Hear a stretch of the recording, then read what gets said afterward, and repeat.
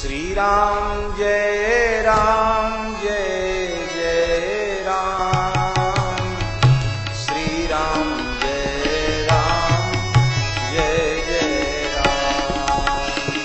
श्री राम जय। श्यावर रामचंद्र भगवान की जाते बेग द्रवों में भाई, सो मम भगति भगत सुखदाई। सो सुतंत्र अवलंबन आना, तेहि आधीन ज्ञान विज्ञाना। कल हम सभी लोग भगवान की मंगलमयी गाथा के अंतर्गत लक्ष्मण जी के 6 प्रश्नों की चर्चा हो रही थी। कहते हैं जो सबसे सरल चीज है, ठाकुर जी कहते जिससे मैं जल्दी पिघल जाता हूँ, पिघलने का प्रसन्न होना, जिससे मैं जल्दी प्रसन्न हो जाता हूँ वह है मेरी भक्ति। सोम भगति भगत सुखदाई। और भक्ति ऐसी चीज है कि वो किसी के आश्रित नहीं है। समझ गए? सो स्वतंत्र अवलंबन आना, किसी का सहारा नहीं चाहिए भक्ति को, बल्कि ज्ञान वैराग्य भक्ति के अधीन है। भक्ति अनुपम सुखमूल है, लेकिन ये प्राप्त होती किसी संत के अनुकूल रहने पर ही। बिना संत की भक्ति नहीं मिल सकती। इसीलिए भगवान ने सबरी को जब भक्ति की व्याख्या कर रहे थे, भगवान ने भी कहा कि प्रथम भगति संतन कर संगा। जीवन में संत संग जरूरी है। सुशीला, ये बात के ध्यान रहे, किसी संत का मार्गदर्शन जरूर हो, जैसे भी हो। भगति तात अनुपम सुख मूला, मिलई जो संत हो अनुकूला। देखो संतों की पहचान कैसे हो, कैसे जाने कि ये संत हमारा कुछ काम करेंगे। इसके लिए सुंदरकांड में चलो हम तुमको समझा दें थोड़ा। हनुमान जी महाराज जो हैं, पूरी लंका छान मारी, शाम से ही लंका में प्रवेश किए और पूरी लंका ढूंढ डाले, कहीं किशोरी जी का पता नहीं चला। तो जानते हो हनुमान जी भी बड़ा चिंता पड़ गए। प्रातः काल होने जा, मैंने भोर हो गया, कहीं पता नहीं चला।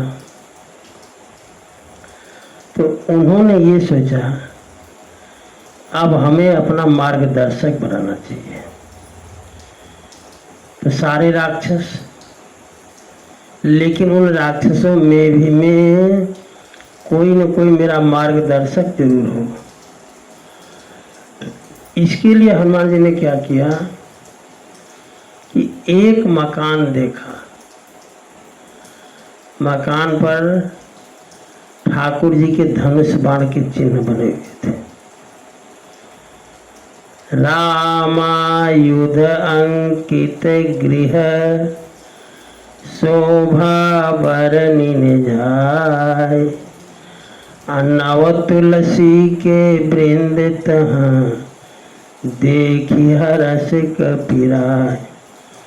देखा कि एक मकान पर जो है राम जी के आयुध का चिन्ह बना हुआ है और दरवाजे पर तुलसी दल के वृक्ष लगाए गए हैं। तो सोचा हनुमान जी ने कि लगता है कि ये कोई भगत है, ये किसी भगत का घर है।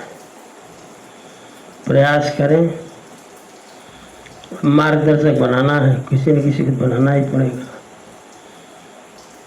तो जिस समय हनुमान जी महाराज विचार कर रहे थे उसी समय विभीषण महाराज की नींद खुली।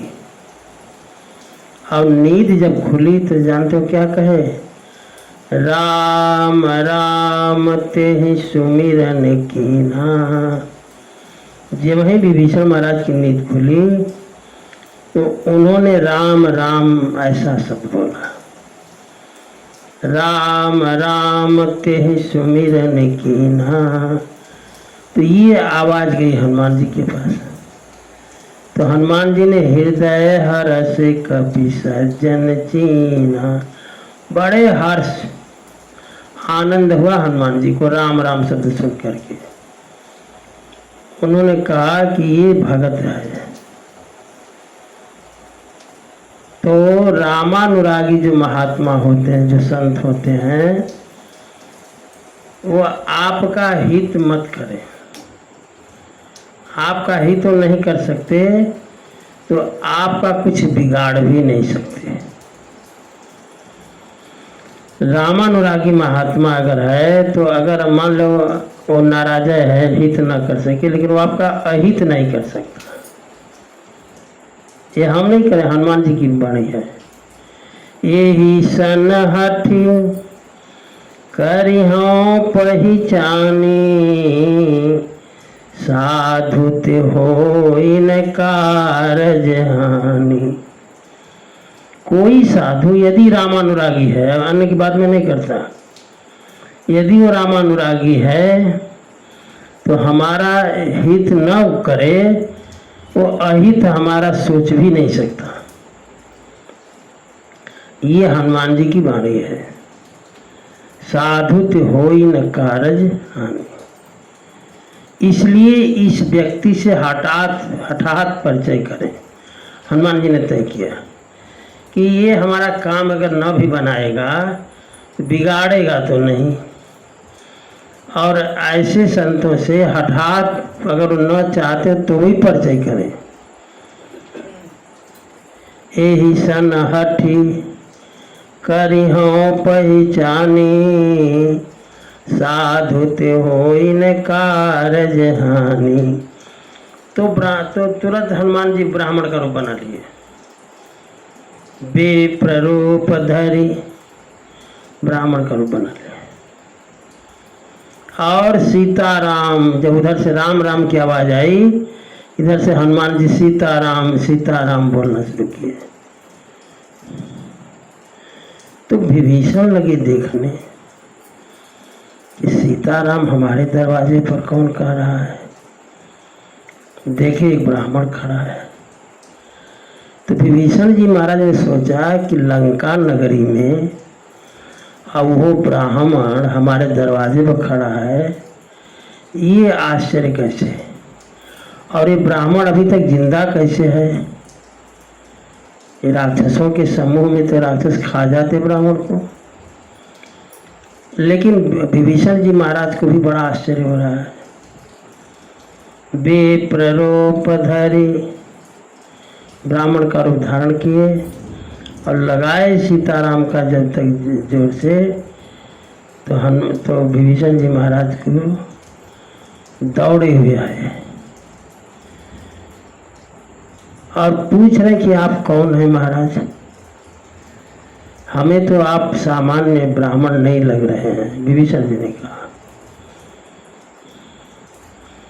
समझ गए? तो हमारे कहने का मतलब यह है, पूरी कथा तो हम सुंदरकांड में सुनाएंगे। ये तो मैंने बताया कि मार्गदर्शन कैसे किया जाए। भगति तात अनुपम सुख मूला, मिलई जो संत हो अनुकूला।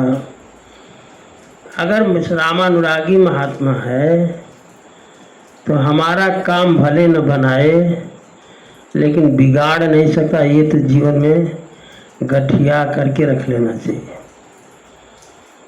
और कभी भी रामानुरागी महात्मा के मन में गलत भाव आते भी नहीं कि इसका हम नुकसान कर दें। और तरह के लोग हैं, उसी कामतगिरी के परिक्रमा मार्ग में देखोगे तो बड़े बड़े विशाल विशाल काय के लोग रहते हैं, डर जाओगे संत महात्माओं को देख करके। और बुलाते हैं बैठ करके एक जगह, अगर पहुंच गए तो इतना तेज बोलेंगे, डांटेंगे सब कि डर जाओगे, और डर करके जो जो कहेगा वो करने लगोगे, ये जान लेना। इसलिए ऐसे संतों से दूर, राम अनुरागी महात्मा हो तो उनसे कुछ सीखना चाहिए। भक्ति की साधन कहाँ बखानी, सुगम पंथ मोहि पावै प्राणी। ठाकुर जी कहते हैं कि भक्ति के साधन है, मार्ग है। 9 प्रकार की भक्ति तो बताए भगवान श्री ठाकुर जी महाराज सबरी जी को, और प्रहलाद जी भी अपने पिता हिरण्यकश्यप से बताए 9 प्रकार की भक्ति। श्रवणम कीर्तनम विष्णु स्मरणम पाद सेवनम अर्चनम वंदनम दास्यम सख्यमात्म निवेदनम। ये 9 प्रकार की भक्ति प्रहलाद जी ने बताई। और भगवान ने क्या कहा, एक भक्ति की साधन कहूँ बखानी, सुगम पंथ मोहि पावहि प्राणी। तो इसमें ठाकुर जी ने कहा कि पहली भक्ति जो है वो संतों का संग है, दूसरी भक्ति है कथा सुनना, ये भक्ति है। कथा सुनना बड़ा कठिन काम है, ये सबके बस की चीज़ नहीं कि वो बैठ करके और घंटा 2 घंटा एकाग्र चित्त से बैठ करके और कथा सुन सके, ये सबके बस की नहीं है। ये दूसरी भक्ति है कथा सुनना। गुरुपद पंकज सेवा ये तीसरी भक्ति है। और बीच बीच में सीताराम सीताराम उच्चारण करना ये चौथी भक्ति है। गुरु जी के द्वारा दिए गए मंत्र का जप करना ये 5वीं भक्ति है। अनेक प्रकार के कर्मों से विरत हो जाना, एक ठाकुर जी को ही समझ लेना, ये 6वीं भक्ति है। ठाकुर जी कहते हैं कि सब में मुझे देखे, ये 7वीं भक्ति है। जो प्राप्त हो जाए उसी में संतोष कर ले, 8वीं भक्ति है। समझ गए। ठाकुर जी 9वीं भक्ति में कहते हैं कि हमारा भरोसा करे, ये 9वीं भक्ति है। इन 9 भक्ति में जो भी एक भी भक्ति अगर पल्ले पड़ जाए, 9 जिनके एक हुई नारी पुरुष सचराचर कोई एक भी भक्ति अगर पड़ गई तो उस व्यक्ति का कल्याण हो जाएगा। कहते हैं कि ब्राह्मणों के चरणों में प्रीति रखे, अपने जो कार्य आपका निर्धारित है मन लगा कर करे। अब जैसे तुम्हारे जी में कार्य है पढ़ना, तो वो भी कार्य मन लगा करो। जो भी कोई कार्य हो, जैसा कार्य ठाकुर जी ने जिसको दिया है उस कार्य को मन लगा कर करे, ये भी एक भक्ति है।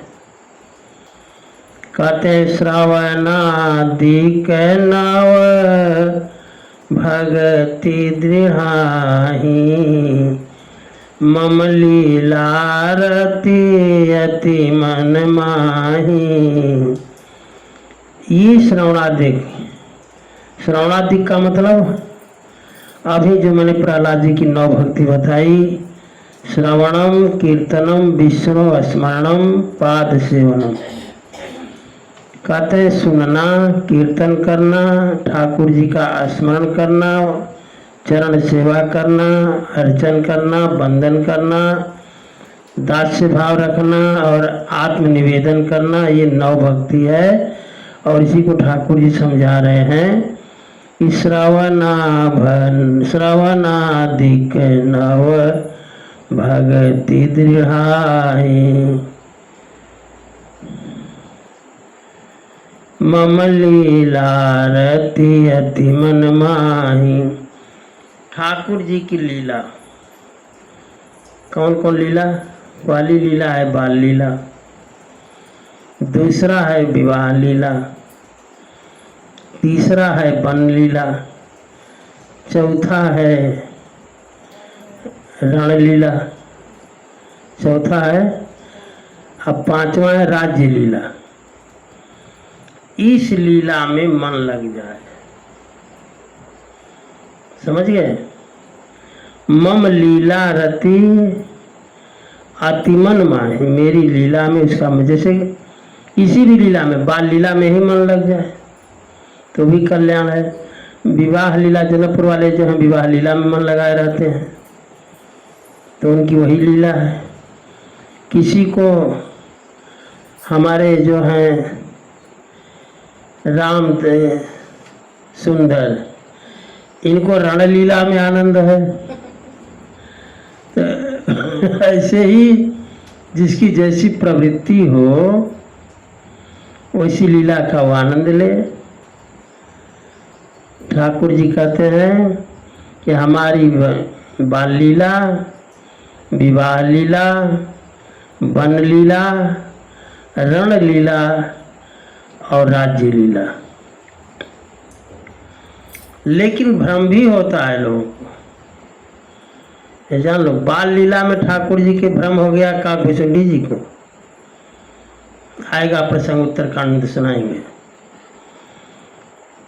और विवाह लीला में भ्रम हो गया ब्रह्मा जी को, निज करने कछु कतहु न देखी, वो भी भ्रम हो गया उनको।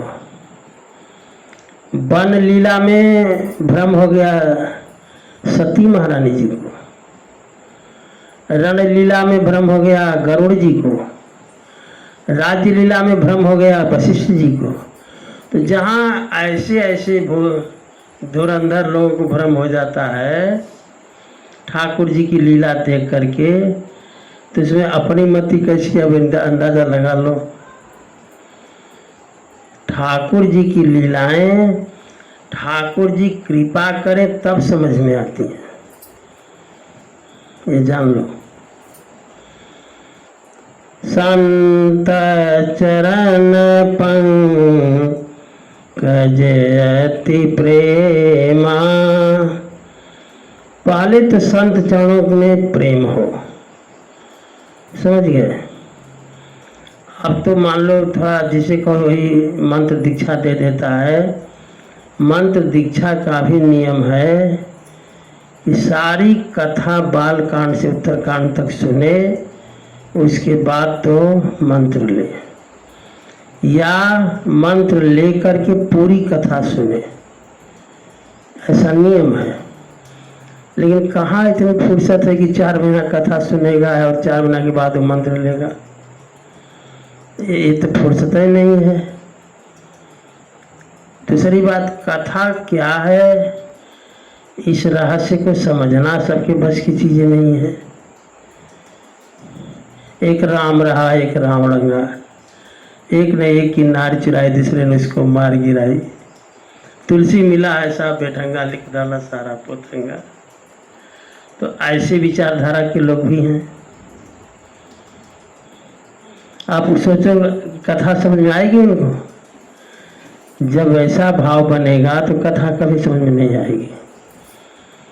संत चरण पंकज अति प्रेमा, संतों के चरणों में प्रेम हो। अब प्रेम जब होगा तो संत कुछ न कुछ जो है प्रकट कर ही देगा। इसीलिए अगर कथाकार कोई संत घर पर आ जाए तो उसे आसन वासन लगा कर फट दे कथा सुनने का प्रयास करना चाहिए कि महाराज जब थोड़ा सा आनंद आ जाए, कथा सुनने का जरूर सुनना चाहिए। मन क्रम वचन भजन दृढ़ नेमा। संतों के चरण में यदि प्रेम होगा तो भजन का दृढ़ नियम होगा। ठाकुर जी कहते हैं यदि परिवार वाले हो तो गुरु पीतु मातु बंधुपति देवा। ध्यान देना है, चौपाई से मैं बोल रहा हूँ, सब में दो दो अक्षर है, दो दो अक्षर की चौपाई है ये। और ऐसी चौपाइयाँ मानस में हर जगह नहीं आती, कहीं कहीं दिखाई देगी। क्या? गुरु पीतु मातु बंधुपति देवा। सब मोहि का जान दृढ़ सेवा। दो अक्षर मिला। गुरु पिता माता भाई पति देवता सब हमको माने। गुरु माने ठाकुर जी कहते हैं हम ही को गुरु मान लो, हम ही को पति मान लो, माता मान लो, पिता मान लो, सब हम ही को मान लो। ऐसा ठाकुर जी कहते हैं। गुरु पितु मातु बंधुपति देवा। सब मोहि कह जान दृढ़ सेवा। हम ही को मान करके हमारी सेवा करो, ऐसा ठाकुर जी कहते हैं। जैसे पढ़ाई के क्षेत्र में नर्सरी पहली कक्षा है, समझ गए? उसी तरह से भजन के क्षेत्र में पहली कक्षा जो नर्सरी है उसको ठाकुर जी कहते हैं वो नर्सरी पहली कक्षा है। क्या? ये ध्यान से सुनो। मम गुण गावत पुलक शरीरा। गद गद गिरा नयन बहनीरा। ये पहली श्रेणी है। ठाकुर जी कहते हैं कि मेरा गुणगान करते समय जिसका शरीर पुलकित हो जाए, रोए खड़े हो जाए। पुलकित का मतलब रोए खड़े हो गए, समझ गए? मम गुण गावत पुलक शरीरा। गदगद गिरा माने बाणी अवरुद्ध हो जाए, बोल न पाए। गद गद गिरा नयन बहनीरा। नेत्रों से अश्रुपात होने लगे। तो ये पहली कक्षा है भजन के क्षेत्र की। ठाकुर जी कहते हैं काम आदि मद दम्भन जाके। जिसके मन में काम क्रोध लोभ मोह मद मत्सर दम्भ न हो, तात निरंतर बस में ताके। उसके हृदय में मैं निवास करता हूँ, ऐसा ठाकुर जी समझा रहे हैं। किसको? लक्ष्मण जी को। बचन कर्म मन मोरी गति भजन करहिनिए काम। वाणी से कर्म से मन से मोरी गति रहे और निष्काम भाव से भजन करें। कभी ये आशा न करके करे कि ये करेंगे तो ये लाभ होगा। निष्काम, निष्काम मतलब कोई कामना न करे। तिनके हृदय कमल महु करऊं सदा विश्राम। ठाकुर जी कहते हैं उसके हृदय में निवास करता हूँ। आगे कहते हैं भगति जोग सुनी अति सुख पावा। ठाकुर जी कह रहे थे, लक्ष्मण जी सुन रहे थे। तो भक्ति का यह और योग की बात सुनकर के लक्ष्मण जी बड़े ही प्रसन्न हुए। लक्ष्मण प्रभु चरणनि सिर नावा, यही विधि गए कछुक दिन बीती, कहत विराग ज्ञान गुण नीति। ज्ञान वैराग की बात करते करते इसी तरह कुछ दिन बीते, तब जब प्रकट हुई सुपर्णखा रावण कै बहिनी, दुष्ट हृदय दारुण जस अहिनी। परिचय माताओं का 3 तरह से होता है। किशोरी जी ने परिचय कराया पार्वती जी का, क्या? जय जय गिरिवर राज किशोरी, आप गिरिवर राज की कन्या हैं। और दूसरा परिचय क्या है स्त्री का? जय महेश मुख चंद चकोरी, आप जो है भगवान शंकर की पत्नी हैं, गिरिराज की कन्या है, पहला परिचय। दूसरा भगवान शंकर की पत्नी है। अब तीसरा परिचय होता है जय गज बदन खडानन माता, आप गणेश जी की और खडानन माने कार्तिकेय भगवान की माँ हैं।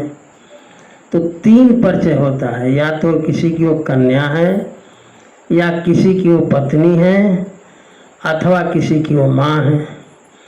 लेकिन सुपर्णखा महारानी का कोई परिचय नहीं है। वो कहते हैं गोस्वामी जी, परिचय इसका दे रहे हैं, सुपर्णखा रावण कै बहिनी। समझ गए?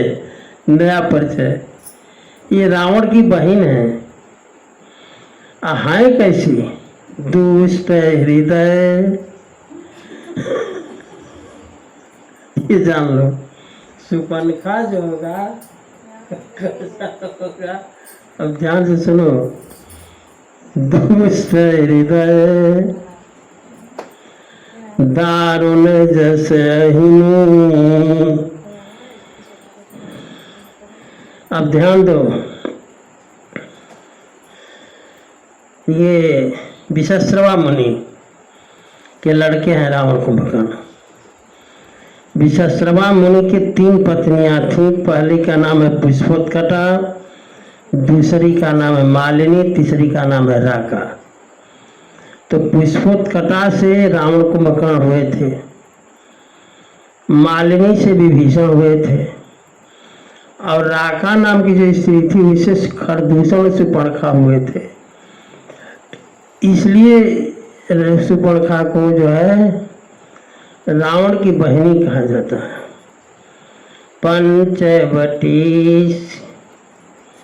पंचवटी में घूमते घूमते आ गए सुपर्णखा जी। पंचवटी सो गई एक बारा, देखी विकल भई जुगल कुमारा।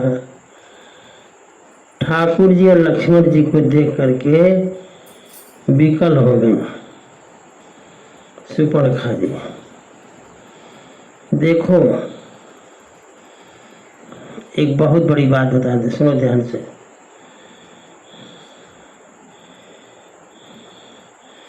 व्यास जी श्रीमद् भागवत महापुराण लिखे हैं, समझ गए?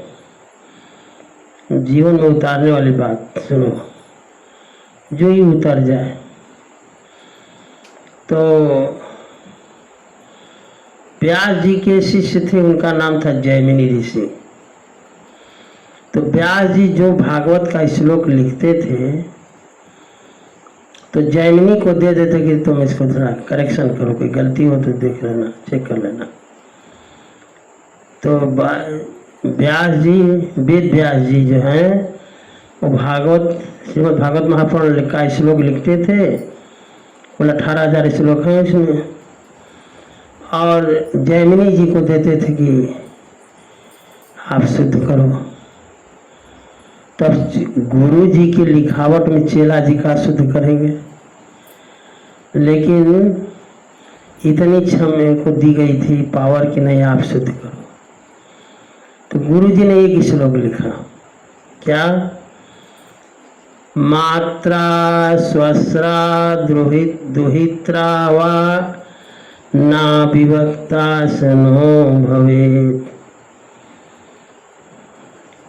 मात्रा माने माता, स्वस्रा माने बहन, और दुहित्रा माने पुत्री। ठीक है। ना विविक्ता सनो भवेत्। एकांत में न माँ के साथ रहे, न बहन के साथ रहे, न बेटी के साथ रहे। एकांत वर्जित है। क्यों?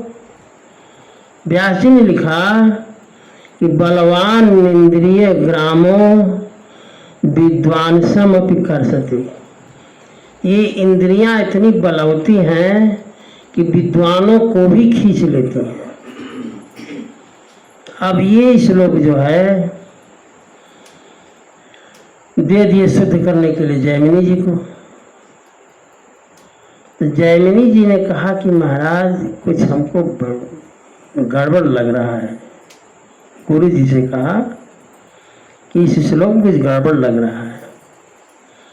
विद्वानों को भी बलवान इंद्रियां कैसे आकर्षित कर लेंगी? ये प्रश्न रखा जैमिनी जी ने। तो वेद व्यास जी भगवान के अवतार माने जाते हैं। तो कहे कि ठीक है, इसका उत्तर तुमको मिलेगा। वेद व्यास जी ने कहा कि अब तो मैंने लिख दिया, लेकिन इसका उत्तर तुमको मिलेगा। अब ऐसा हुआ कि एक झोपड़ी में जैमिनी जी रहते थे। एक बहुत सुंदर कन्या जो है, बरसात का समय था, भीग रही थी। भीगते भीगते जैमिनी जी के झोपड़ी में आ गई, पूरा भीगी हुई। तो जैमिनी जी ने कहा, पहले तो देखा उस कन्या को तो मन इनका चंचल हुआ, कह दिया कि अंदर थोड़ा आ जाओ, माने भीग रही हो छाया में आ जाओ। तो कन्या अंदर चली गई। अब भीगी हुई देखे उसको, सारा वस्त्र कपड़ा भीग चुका है, तो उसको कपड़ा भी दे दिए कि बदल लो। उसने कपड़ा भी बदल लिया। अब धीरे धीरे जैमिनी जी उसकी तरफ आकर्षित होने लगे। तो उसने कहा, कन्या ने, कि महाराज एक नियम है हमारे यहाँ का कि एक देवी का मंदिर है, और जो लड़का कन्या को पीठ पर बैठा करके और घोड़ा बन करके जाए देवी के मंदिर में, तब जो है वह उस कन्या का उस लड़के के साथ विवाह होता है। ये नियम है हमारे गांव का। समझ में आई बात? माने गांव से उस मंदिर तक जाने में लड़का घोड़ा बने, लड़की पीठ पर बैठे सवारी करे, तब जो है वो उसका विवाह होगा। अगर ऐसा आप करें तो आपके साथ हमारा विवाह हो जाए, लड़की ने कहा। तो जैमिनी बन गए घोड़ा, अब कन्या बैठ गई पीठ पर। अब घोड़ा बन करके गए मंदिर के पास, वहीं वेद व्यास जी खड़े थे। तो वेद व्यास जी ने कहा, जैमिनी जी विद्वांसम अपि कर्षति कि ना कर्षति। हमने लिखा था कि बलवान इंद्रियां हैं, बड़े बड़े विद्वानों को भी अपने तरफ खींच लेती हैं। तो ये श्लोक गलत है कि सही है, कर्षत कि ना कर्षति। तो उन्होंने कहा कि नहीं महाराज, ना कर्षति नहीं, कर्षति। उन्होंने कहा कर्षत माने खींचना, खींच लेते हैं महाराज। ये बहुत महत्वपूर्ण है। मात्रा स्वस्रा दुहित्रा वा ना विवेक्तासनो भवेत्, बलवान इंद्रिय ग्रामो विद्वांसो भी कर्षति। इसको नोट कर लेना कहीं। हाँ। अब ये सुपर्णखा महारानी कौन है, थोड़ी चर्चा इनके बारे में भी हो जाए। सुपर्णखा महारानी जो है, इनके पति का नाम है विद्युत जुहा। ये ठाकुर जी के यहाँ आई, ठाकुर जी से मिलने के लिए। तो ठाकुर जी हमारे जो है, तो हमारे भी ठाकुर जी है, ये हमेशा याद रखना। तो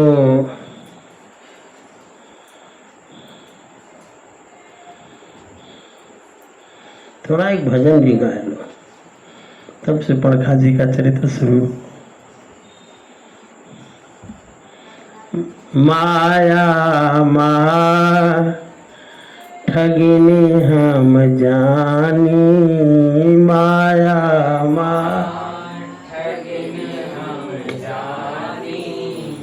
माया महा ठगिनी हम जानी,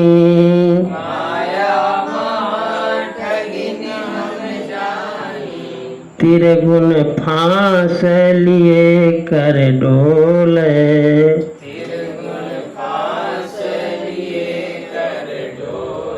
आवाज कमजोर हो जाती है तो इसका मतलब है कि बोलने की कगार पर हो। तेरे गुण फांस लिए कर डोले,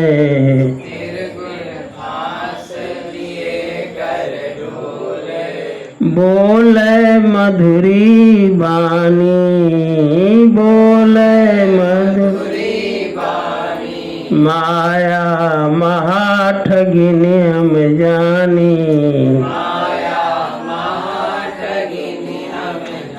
ये माया कहाँ कहाँ बैठी है, सुनो ध्यान से।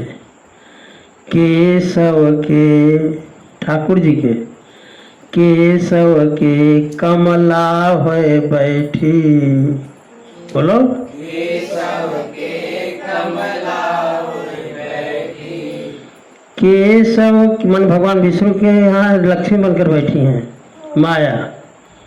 केशव के कमला होए बैठी, केशव के कमला होए बैठी, शिव के भवन भवानी, शिव के भवन भवानी, माया महा ठगिनी हम जानी, माया महा ठगिनी हम जानी, पंडा के मूर्ति हुए बैठी, पंडा के मूर्ति हुए बैठी, तीरथ में भई पानी, तीरथ में भई पानी, माया महा ठगिनी हम जानी, माया महा ठगिनी हम जानी, जोगी के जोगिन होए बैठी,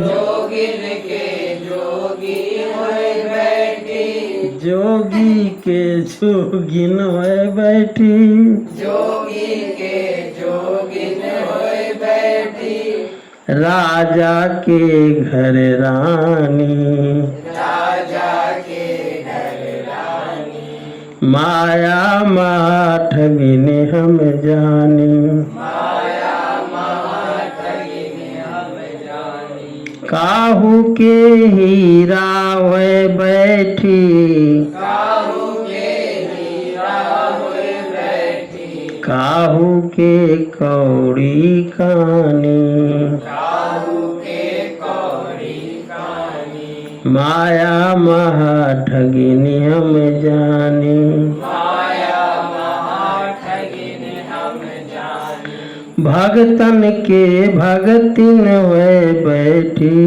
भगतन के भगतिन होए बैठी, ब्रह्मा के ब्रह्मानी, ब्रह्मा के ब्रह्मानी, माया महा ठगिनी हम जानी, माया महा ठगिनी हम जानी, कहत कबीर सुनो हे संतो, कहत कबीर सुनो हे संतो, कहत कबीर सुनो हे संतो,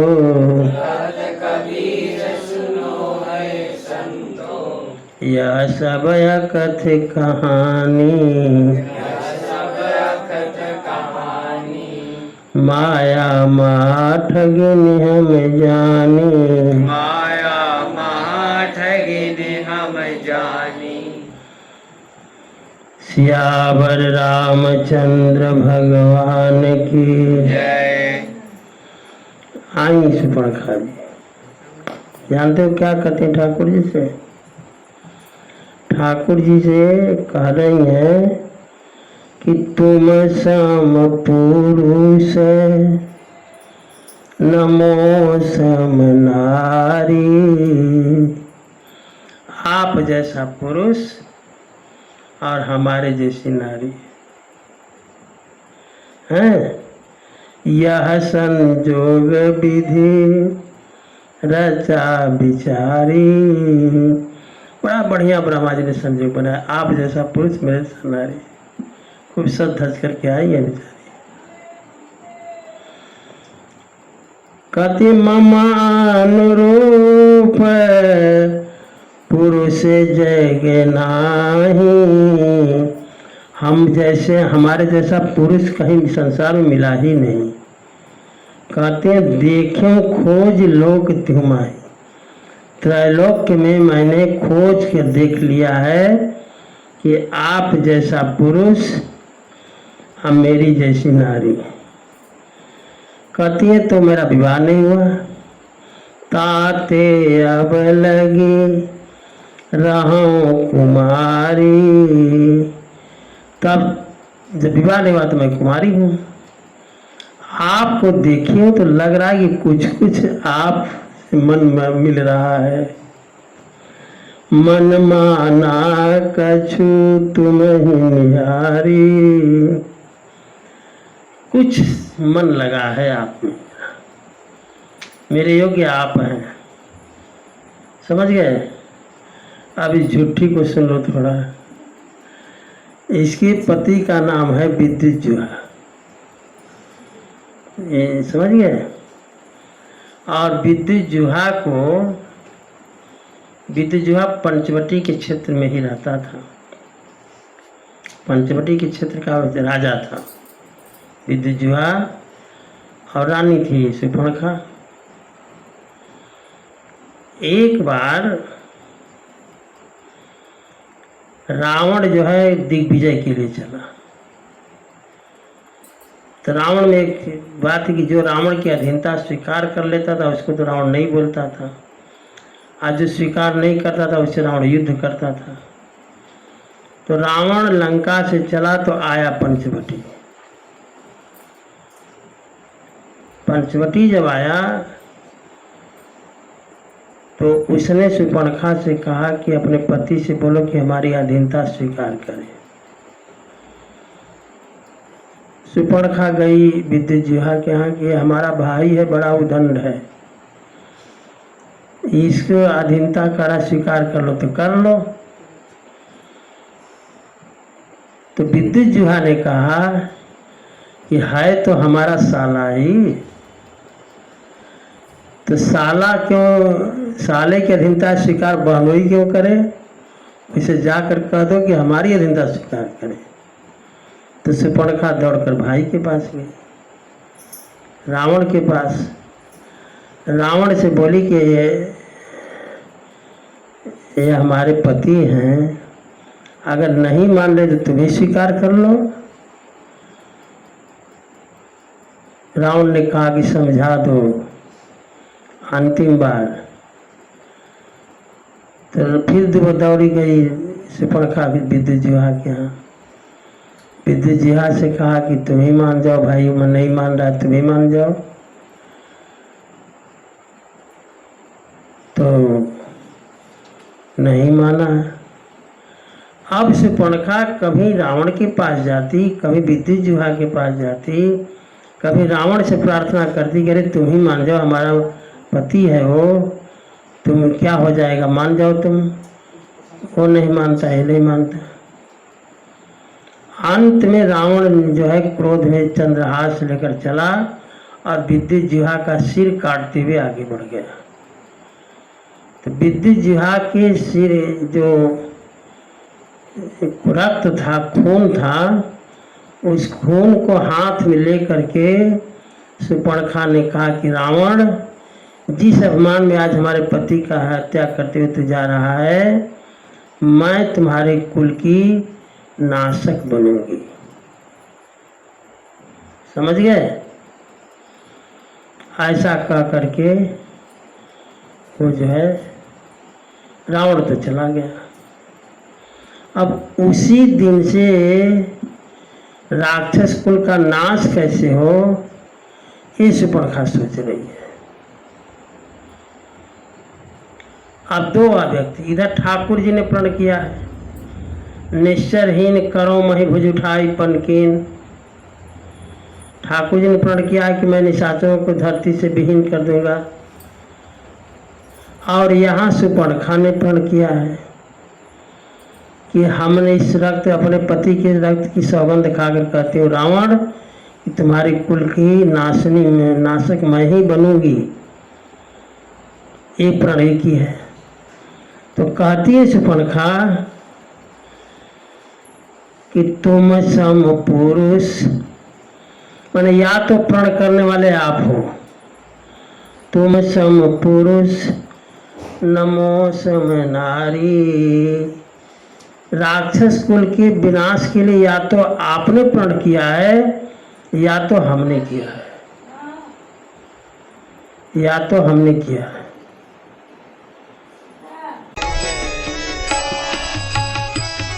श्री राम